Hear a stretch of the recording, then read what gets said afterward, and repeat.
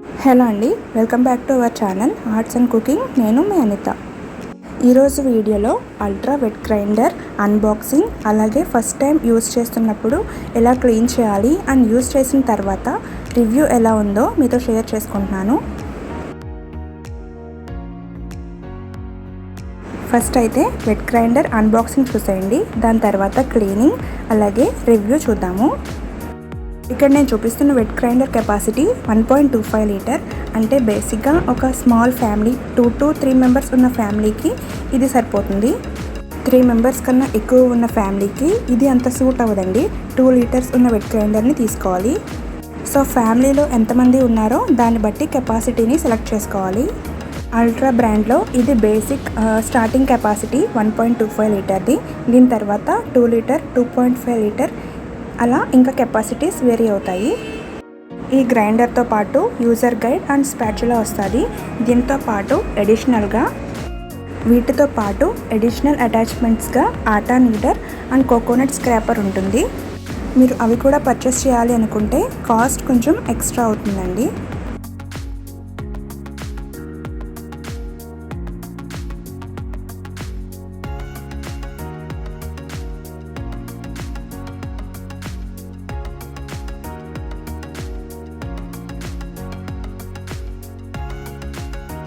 So ఈ బాక్స్లో wet grinder, user guide and warranty card అలాగే స్పాచులా వచ్చింది. ఫస్ట్ మనం గ్రైండర్ యొక్క డ్రమ్ని ఈ విధంగా ఫస్ట్ వాటర్తో క్లీన్ చేసి దీని తర్వాత డిష్ వాషింగ్ లిక్విడ్తో క్లీన్ చేసుకోవాలి. డ్రమ్ అలాగే స్టోన్స్ని కూడా క్లీన్ చేసుకోవాలి.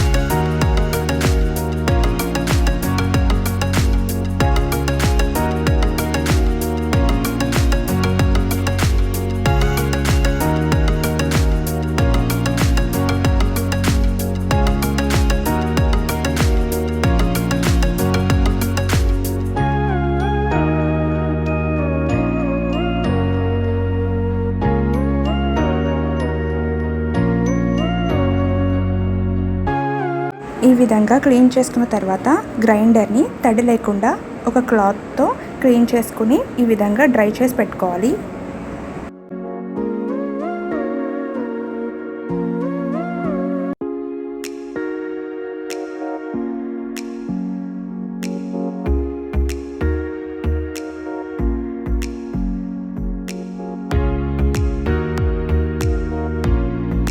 ఇప్పుడు గ్రైండర్ని ఆన్ చేసుకుని దీనిలోకి ఒక హాఫ్ కప్ వరకు ఆయిల్ని యాడ్ చేసుకోవాలి. ఇలా ఆయిల్ యాడ్ చేసుకోవడం వల్ల లోపల స్టోన్స్ అలాగే డ్రమ్కి ఉన్న మైన్యూట్ డస్ట్ పార్టికల్స్ అన్నీ ఆయిల్తో పాటు క్లీన్ అయిపోయి బయటకు వస్తాయి.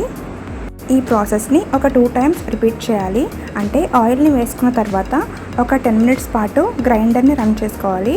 తర్వాత ఈ ఆయిల్ని ఒక బౌల్లోకి తీసుకున్న తర్వాత తిరిగి మరొకసారి ఫ్రెష్ ఆయిల్ని ఒక హాఫ్ కప్ వరకు యాడ్ చేసి ఇదే ప్రాసెస్ని రిపీట్ చేయాలి.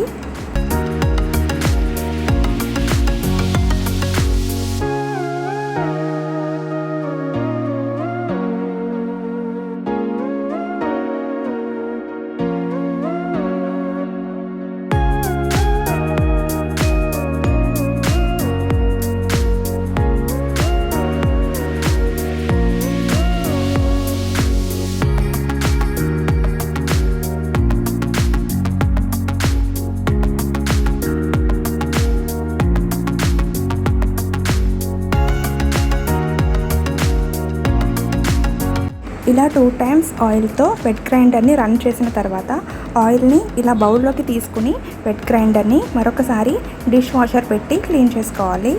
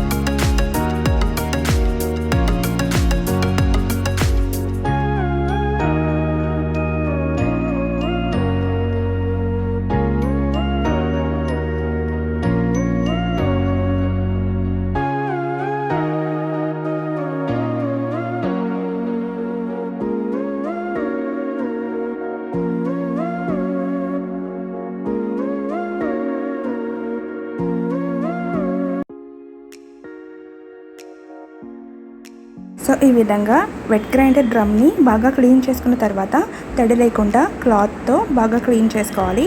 ఇప్పుడు దీనిలోకి మీరు ఏదైతే గ్రైండ్ చేయాలనుకుంటున్నారో ఆ పప్పుని యాడ్ చేసుకోవాలి. ఈ 1.25 కెపాసిటీ వెట్ గ్రైండర్లో minimum 40 grams and maximum 200 grams పప్పుని గ్రైండ్ చేసుకోవచ్చు. ఈ వెయిట్ అనేది పప్పు నానబెట్టక ముందుదండి. పప్పు నానిన తర్వాత వెయిట్ కాస్త పెరుగుతుంది. సో నానబెట్టకుండా ఉన్న పప్పుని minimum 40 grams and maximum 200 grams వరకు ఈ వెట్ గ్రైండర్లో గ్రైండ్ చేసుకోవచ్చు. అలానే రైస్ వచ్చేసి minimum 100 grams and maximum 750 grams వరకు గ్రైండ్ చేసుకోవచ్చు. ఈ విధంగా పప్పుని యాడ్ చేసుకున్న తర్వాత గ్రైండర్ని ఆన్ చేసి కొద్దిగా వాటర్ని యాడ్ చేసుకుంటూ పప్పుని గ్రైండ్ చేసుకోవాలి.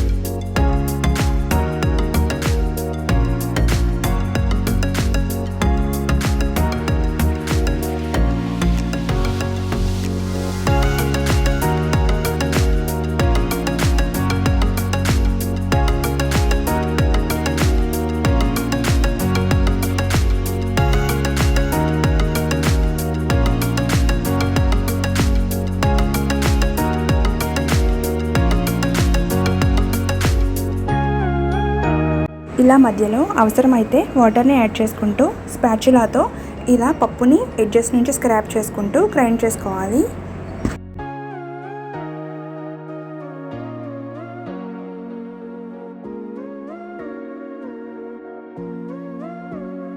సో ఇక్కడ చూపించిన విధంగా పప్పు మెత్తగా గ్రైండ్ అయిన తర్వాత స్విచ్ ఆఫ్ చేసి పప్పుని బౌల్లోకి ట్రాన్స్ఫర్ చేసుకోవాలి.